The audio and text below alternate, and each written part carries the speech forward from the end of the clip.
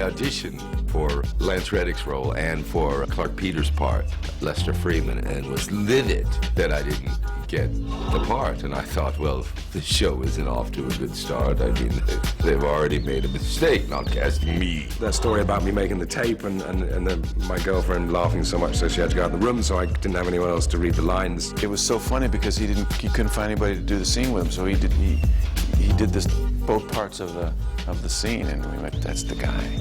Wendell had been cast as Bunk, and Wendell was there at my audition. We actually went through a whole bunch of scenes, you know, just he and I. Hey, Bunk, Vile, for your thoughts. And with such ease to it, I really walked out saying, man, I really hope this gig works out. I was actually called to read for Bunk. In my third audition, David, he asked me to read for Bubbles on the spot. When I went in, everybody that was reading for Bubbles was chewing bubble gum. I was told the next week that I was second choice for Bubbles. And if the other guy didn't take it, I'd get it. And I, you know, threw my pack of gum out and said no. I will not fall into that, you know, cliche. They called me into audition for Marlo Stanfield. I actually read for Marlo's part. When I went in there to read the first time, I read for Cuddy. Then I came back again and I read for Slim. I originally auditioned for Michael. Then I read for Fruit and I read for Drac. And then I got another call back and I read for Slim again and I landed Slim. I auditioned for the role of Randy. I auditioned for Stringer Bell. He'd have been terrible as Stringer Bell. Lucky he got called. Oh, God, he'd have been terrible. Lester Freeman is the first one that I went in and I had auditioned for.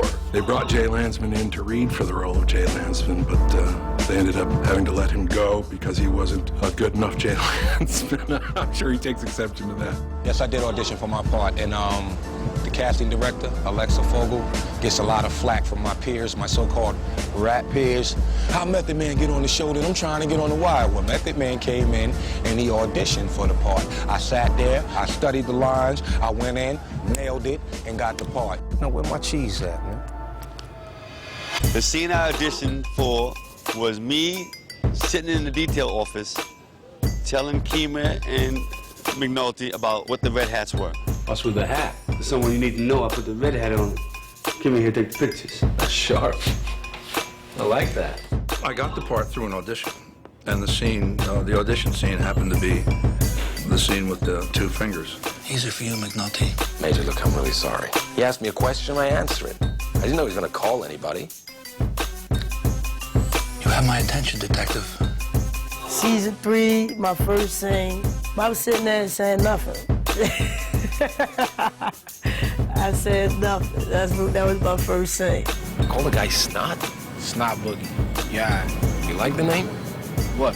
Snot Boogie. I couldn't say Snot Boogie. I'm not sure I still can, but we had endless trouble with the accent. They go, Snot Boogie, and I go, Snot Boogie. And they go, no, Snot Boogie. And I go, Snot Boogie. I still can't hear the difference. I remember it was freezing cold. We were sitting on that stoop, which was so cold we could barely speak. I was an extra once. I was a cop.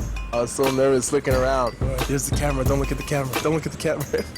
That was my first scene with Dominic. I did a cameo in season 1. Are you saying that The only thing that survives of it is the back of my head, which I might add had a little more hair on it than it does now. And Billsworthy covering federal court for the Sun. Right. How do you do?